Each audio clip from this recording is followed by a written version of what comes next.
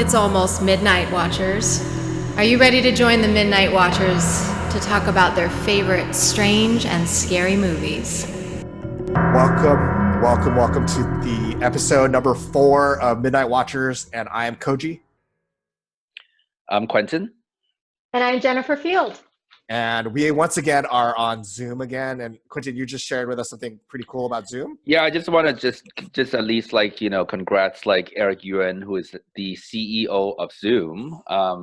He actually, according to Bloomberg, he was refused 8 times for getting from getting a U.S. visa for coming to America from China. And finally, he made it, and then I guess the company just went public, and right now the company's worth is like 3.2 billion. So, well, that's Wow. a real rags to riches story, right? That's amazing. And ironic.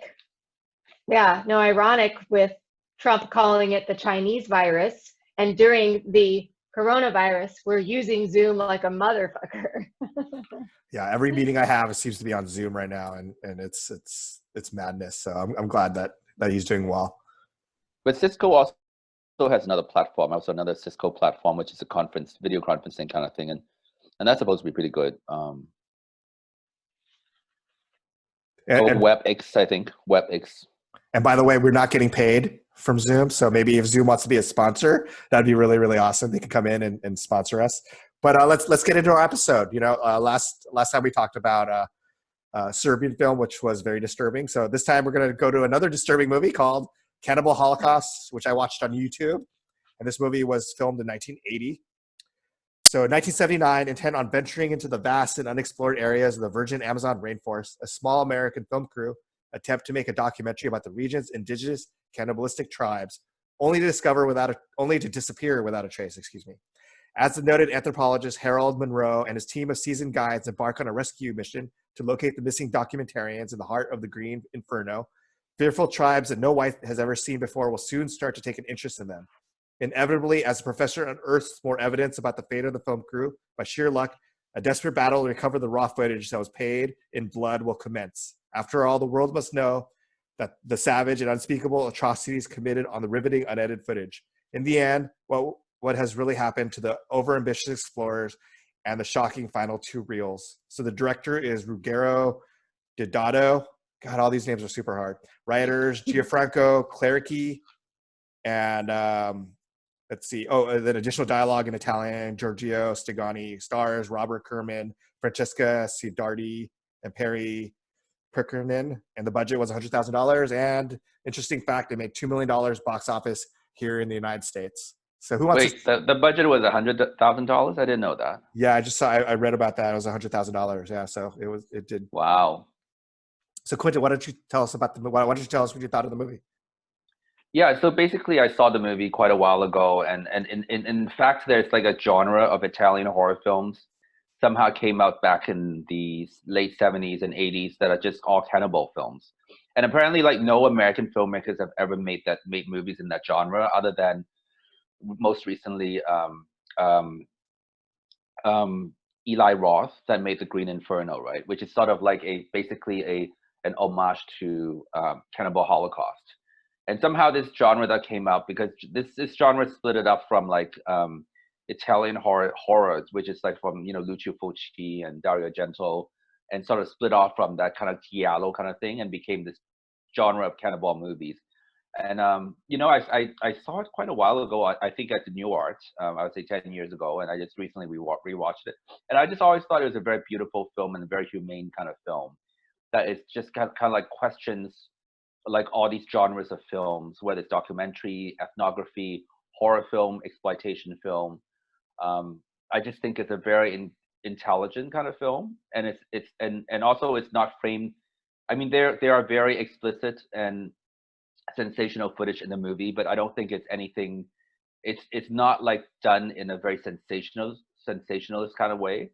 And it's a very clever film because it's really about this professor that's trying to go to the jungle to find his missing students, and ends up discovering this lost footage, and then rewatch this lost footage with the audience and realize what these kids kind of do. and you question, like, at the end of the day, who is the savage? I mean, are the cannibals the savage? Or are these kids, are these filmmakers the savage? Are they exploitative by trying to, like, videotape, basically, like, make a movie out of this lost tribe, right? So there are all these questions being raised, and at the end of the movie, there's not any judgment. It's just like, basically, he says, well, this is what these kids made, and he just kind of walks away into New York City. So I think that's a really, for me, I just felt like I was personally very moved by, every time I saw this movie, I was very moved by that experience of watching these footage, even though it's incredibly graphic and it's kind of real. And I just thought it was just one of the most clever films ever made. And in fact, that's the film that's precede like the Blair Witch Project. Without Cannibal Holocaust, there would not have been a Blair Witch Project, because Blair Witch Project definitely took the idea from Cannibal Holocaust. Jennifer, what did you think of the movie Cannibal Holocaust? I also thought it was really beautiful. I thought it was going to be gratuitous. I had this assumption that it was gory and gratuitous and cheap, because I had heard it was, made way more than it was made for. And I looked up and saw it was like $100,000 budget, which means less than even the Crazies. But it didn't feel super that low budget to me. It was artfully done. I really enjoyed it. Again, I thought it was going to be just a really graphic movie, and I've never seen any other cannibal movies, really. I haven't seen those Italian movies you're talking about, and I haven't seen The Green Inferno, which I wanted to see, actually. I always wanted to see that. And I just wanted to bring up, why was it that, how is it they were allowed to kill real live animals on screen? Because as far as I tallied, every single one of those animals was alive. Yeah. So basically, that they killed that, is it a monkey? They killed a monkey. They killed, like, the turtle. And actually, that's a very grotesque kind of footage, because I even for my last viewing, I fast forwarded it, because I just remember that killing that turtle was so kind of like horrific. But at the same time, if you're saying any kind of snuff movies, it's really an animal snuff movies, because you do see these animals being killed for real, and it's very hard to watch. But at the same time, I think he's also kind of asking you, hey, you know what is this effects of you watching a real animal being killed to watching kind of like fake humans being killed, right? Because nobody was killed on the film, obviously. Although, wasn't it all those special effects, Wasn't there a controversy, though, in Italy at the time? I was reading about how they thought it was actually a real snuff film, and that people were actually really, really dead. And so I remember, because it was so shocking, right? It felt real. They did a really good job of making it feel real. And so I think that was, for a lot of people, that was like the first time that they thought they saw somebody die on film, right? So I think that was really interesting. But Quentin, one of the things you were saying was this really one of the first found footage movie? Yes. Wow, that's amazing. That's really, really. I mean, that's been a critic's been saying, because, like, Blair Witch Project didn't do that, but it was really Cannibal Holocaust, because it's 1980. Nobody's done anything like that before, about these film students who, like, basically it's the same premise, with Blair Witch Project, but exactly, it's like, I think 10 years earlier. But when was 1997? But 17 years earlier. But yeah, I think the whole idea, it's like they did not fake killing the animals. I'm not sure why it could be. They really killed those animals, but at the same time, they did kill those animals for food, right? So you're questioning, like, well, if a hunter hunts something to eat and to kill, is it inhumane, or is it that's what they could do? I mean, I guess you can be a vegetarian and just eat the leaves or something. I don't know. What would you do? What do you think? Well, I mean, you're right. Animals are killed in that way. They're skinned alive. Their throats are slit alive. Like that poor turtle was, like, still wiggling when they were, like, ripping off its shell and beheading it. It was so disgusting. The monkey's head, like, was cut in half. The muskrat thing was like, it was just. And yes, you're right. That happens. That is what happens. Hunters do it. Poachers. Even in factory farming, they're not killed humanely. The idea, of course, is that for the purposes of entertainment and art, you're not supposed to do that. But well, who's to say, right?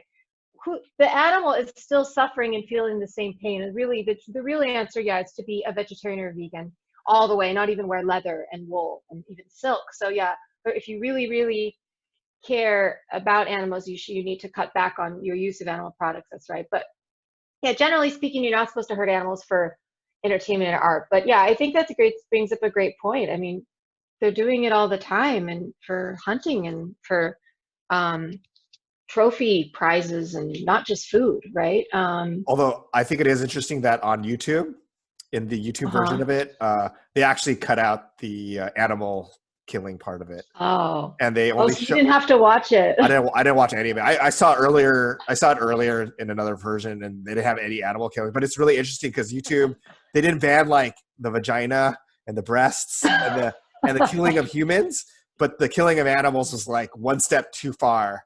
And that's a really interesting choice, I think, by YouTube. I was like, wait, I'm seeing like a penis and butt Right. and all these like body parts, and they're having like, they're like killing people. I know it's fake, but they're killing people, and yet like they didn't allow any of the animal parts of it, which I found kind of really, really fascinating.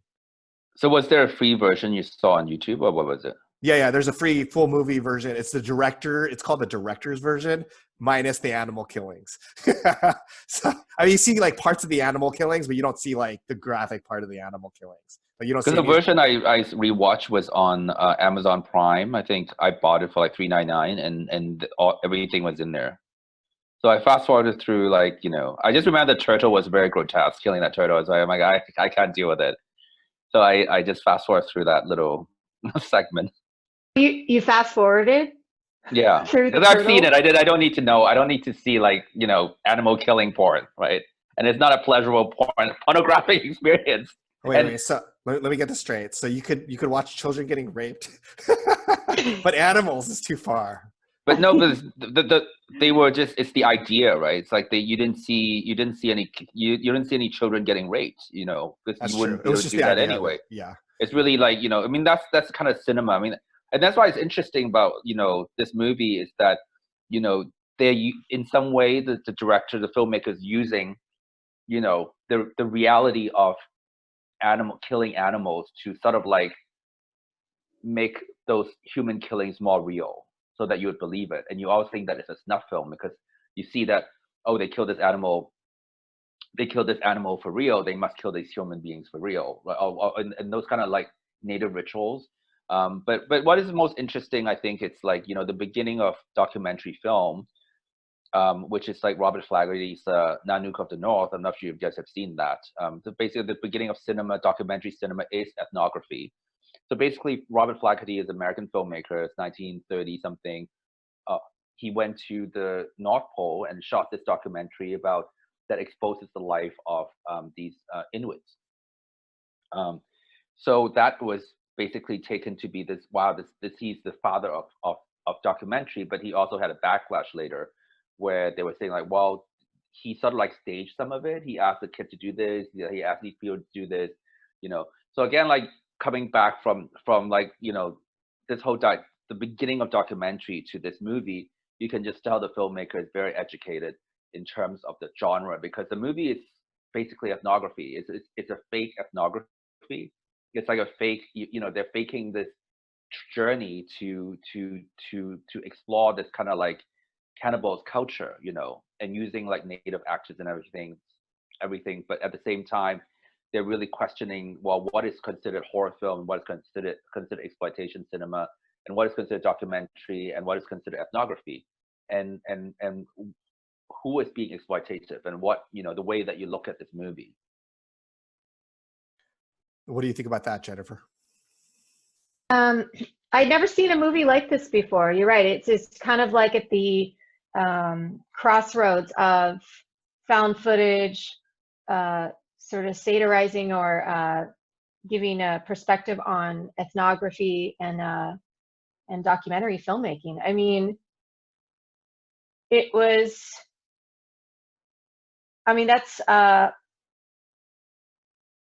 I've never seen, I guess, a documentary about done where I felt like they were exploiting the people or the culture that they were covering, but I'm sure, especially like a long time ago, maybe, it's been done, people are, um, they, they could think another culture or a really less westernized culture is sort of primitive or savage. And I know that that is like a running um, theme that happens. Sometimes people will look at another culture and think because they're naked or they have different practices that they're somehow less than. And so, but I've never seen anything like that. So this movie kind of was like, oh, gave me a window into, yeah, that that is out there. That's part of sometimes documentary filmmaking, and it can be exploitative. Well, I The mean, I one guess you're talking about. yeah, I guess like the whole idea is not necessarily like documentary. I mean, the whole idea is like, the documentary being exploitative of its subjects. It's always been around since the beginning of documentary, like, Nanook of the North, where you're wondering, well, he just went up there and shot this, this Inuit family, makes so much money of it. They never saw any of it. And the whole Mm, idea, that's one way of exploiting the subjects, right? The second way is just like, well, whether the viewer believe that this is all real, because back when there's no other documentary films, they say, oh my god, this is totally real, because but at the end of the day, when people find out that, oh, actually, the filmmaker staged a lot of the things, maybe he was on a fish, like, but partly filmmaking, you have to do it, right?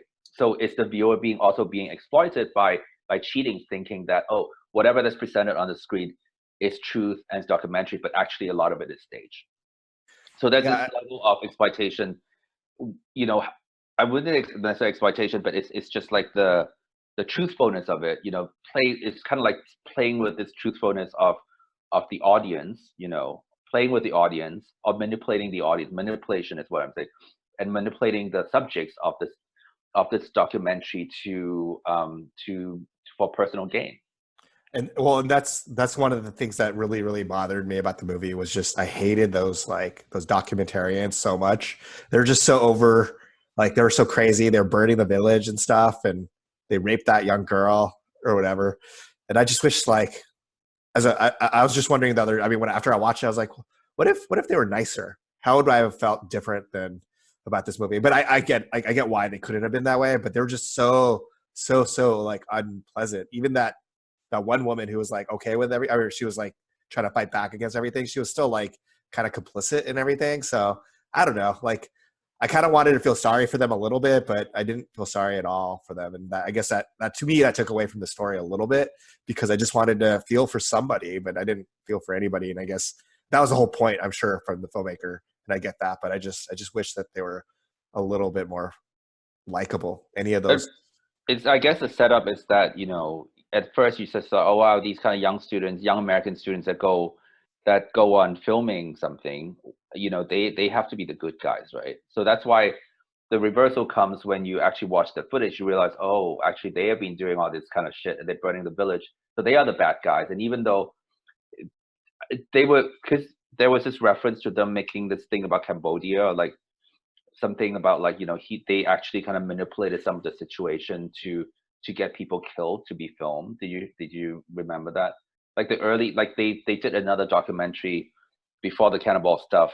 There's some footage about like in Asia. I don't know. There's some kind of like during war, and they manipulated a little bit of like how these people get killed or killed by these soldiers or like get executed, right? yeah, like they have a running history of staging stuff for the sake of the documentary. Yeah.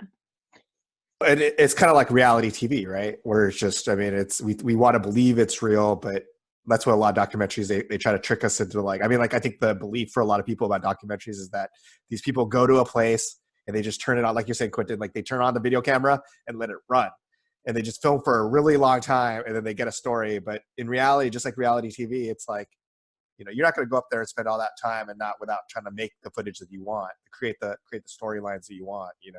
I think that's part of it. Was there other than the eating or the killing the animal part, Jennifer? Was there anything that disturbed you about this one in particular? Hmm. Yeah, the killing of the animals, that turtle scene really, really, really took the cake for me. I think, hmm, I didn't, I didn't really understand why the filmmakers raped that girl. I know they were trying to like sensationalize and create stuff for the documentary, or were they just out of their mind? They were just having fun out there. Like, what was that little thing about? Because I thought the point was they were trying to um, cover this like barbaric culture, but instead they were raping. And I think they were filming that. I mean, what was that part? I guess that was a scene that was in there to make you hate the filmmakers more. That was kind of disturbing because it was like, why were they doing that? Were they just being pigs? You know? So I that mean, kind of hurt me. yeah, to me, that was, I think they were just trying to show their dominance and also just that they don't give a shit about these people, to me. But I Hmm. could be misreading that whole thing. I was kind of, I mean, that was definitely one of the most disturbing parts to me, was just because it felt, I mean, that's the part to me actually that felt the most real, right? That I was like, it felt That like scene. that I was actually watching something, because I mean, like we just watched the episode before this, we just watched the Serbian film, and I never, like, none of that stuff, like I felt like was actually happening. It was disturbing, but I never felt like, oh, this is real. But like that scene was like a very, to me, a very graphic rape scene, because it felt like it was so clumsy. It was so like Muddy. awkward and weird and muddy. And it wasn't like this clean thing that, and they were kind of weird about it. And that to me actually felt the most real part of it. But basically, Um, like I feel like the filmmakers are kind of like, if you have to understand that generation of filmmakers, that where with regard to Deodato to like Wes Craven, and Wes Craven openly talked about how, he's dead, but talked about how that generation of '70s filmmakers, like whether it's Scorsese or like they are very much basically traumatized, and not really, but really they went through the Vietnam War, right? So a lot of those movies, that generation of filmmakers do basically make reference to Vietnam and how all the soldiers behave in Vietnam, right? We all knew that they didn't, and so basically those young filmmakers are basically very much similar to those, American soldiers in Vietnam. They were like raping women, they were like, burning villages, and so that's sort of like that level of like, the whole kind of like the subconscious of like, dealing with all the trauma still from the Vietnam War, right? And you look at, actually, there's a very interesting cannibal movie. I forgot. It's called like It's not Apocalypse, but it's Cannibal Inferno or something like that. But it's set in New York City, and it's also another Italian cannibal movie, and it's about these Vietnam vets that actually came back from Vietnam, and they were traumatized by the war, and somehow they got bitten by I guess, a Viet Cong, and then they became cannibals, and they went on this rampage in New York City. It was just the oddest movie it's like I've ever seen. It's so they in that movie they actually made cannibalism to be a disease that they've gotten from the Vietnam War, right? So I'm just saying that kind of like soldiers in a American soldiers in a foreign country, it's definitely what they're referring to, in terms of like, burning the villages and raping women, for no reason. And they still do that in Iraq and in Kuwait. Well, not Kuwait, but Iraq, and what's that, in Afghanistan, right? I mean, there's still a lot of footage that came out from the current wars that these soldiers actually raped these women. one of the things I loved was the score. That was a cool score for Cannibal Holocaust. Really liked it. I don't even remember the music. Yeah, But the score is very memorable because it's just this really kind of like almost kind of like trick manipulative sounds. Oh my God, everything is so nice and it's so humane, but all these people are just doing such nasty things, right? And even like in like some of the violent scenes, they would throw on this score by Ritz Ottolani, and yeah, so actually the score was really memorable because I always listen. Since I saw the movie, I always like pull that score up from like YouTube every now and then and listen to it. It's really a beautiful score, yet at the same time it's commenting on this incredibly inhumane violence, right? Well, and this movie did remind me of there was a missionary. I want to say he's Korean American for some reason, but I could be wrong about that, so don't hold me on that. But he went to an island in the Pacific, and he tried to convert them, or he tried to proselytize to them, and he ended up getting killed. And they couldn't get his body because it was too much of a risk for the people who were trying to get him. And it really reminded me of that kind of like this idea of going over there and trying to like discover people who were indigenous and different and who haven't been modernized yet. So that did really, it made me think a lot about that story, even though I should have done research before this episode and looked at that, but I guess that's what I'll do next time. Jennifer, it looked like you wanted to say something. I was just looking at my notes and stuff. Yeah, I was really curious about like what this director had done. I looked him up, Rogerio Deodato, is that right? So Yeah. he's done some other movies, but Italian movies that I just hadn't seen. I was just Well, wondering. Cut and Run is available. I just recently saw it. His kind of like an action film, but it's not a cannibal movie, but it's set in like I think Miami or something. But somehow there's this native kind of element involved. It's called Cut and Run. I think it's on Prime. You can check them out. Is it like a newer movie? Yeah, it's 1985, I think. Hmm. And he's still alive. He just made a horror film like last year. He's like 80 years old. So cool. Wow, that's crazy. But yeah. Go ahead. No, I'm just glad we watched both this movie and the last episode movie, Serbian film. I've been wanting to watch these movies for so long, guys. These are just classics of extreme cinema. So and let me try I'm gonna try something new just to see if it works. So we're gonna try, if you recommend this movie, you're gonna give a thumbs up or a thumbs down. So we're gonna do it all at the same time to see if we recommend it. Who recommends this movie? And well, for the audio listeners, I'll say who recommends what. So don't worry. Ready? So we'll do it in 3 seconds. 1, 2, 3. Oh, so I think it's all three of us highly recommend this movie. So you guys should check it out. I watched it on YouTube. I didn't see any of the animal torturing or killing, but if you watch it on Prime, apparently you can see it. All the animal torturing, if that gets you off, you can totally watch it there. But I think that brings us to the last part of this episode. Is there anything you guys still want to say about this movie before we end the episode? I just have to say that I think I don't know why, because after I saw this movie and started thinking about it, it just brought back up all these kind of like documentaries that I've seen. Actually, when I was going to school at Berkeley, because I took a documentary film class and we watched so many documentaries, and most of them are actually ethnography. And one of the most interesting documentaries I've watched is called The Axe Fight, which is, you can look that up. And probably even see it. And basically it's about the Koons, it's about this tribe called the Koons, and they're in this, I don't know where they are. But the way the documentary filmmaker is presenting this whole movie is like, first they present just the raw footage. And second, they presented the edited version of the Axe Fight so that you can understand what's going on. And the third, they presented just basically all the discussion about this documentary. So even in the 90s, the documentary film has gone so far into basically questioning the objectivity and the construction of the documentary that so that's considered a very objective documentary, but it's still an ethnographic film about basically this tribe called Koons, and they're the only tribe that use this sound code like that. They talk like that, and then they talk about and it's just basically trying to figure out what happened, why did they suddenly go into this axe fight. And Jennifer, did you have any last thoughts before we close this episode? Yeah, I recommend everyone watch it. Don't be afraid of the animal torture scenes. Definitely watch the uncut version on Amazon Prime. You can rent it for a couple bucks. Yeah, because you can always fast forward if you don't want to watch it. But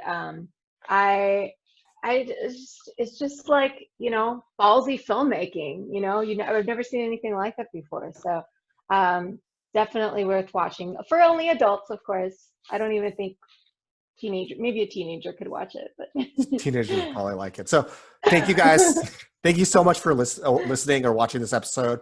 Please rate, review, subscribe to our podcast, Midnight Watchers. And you can find us on all the social media platforms under Midnight Watchers Pod. And if there's a movie that you really, really think we should be watching that we haven't watched so far, please let us know. And one of the things I am going to do a better job of is I'm going to tell you guys before the episode comes out what movie we're watching, so people can watch it and then listen to our podcast. I have gotten some listener feedback about they wish they had watched it before we talked about it so they could listen with us. So I'm going to make it a point to do that from this point on. So thank you guys so much. I like that. Thank you so much for coming, guys. And everybody have a really great night, evening in your social distancing. Thank you, guys. Bye. Good night. Bye. See you. Bye.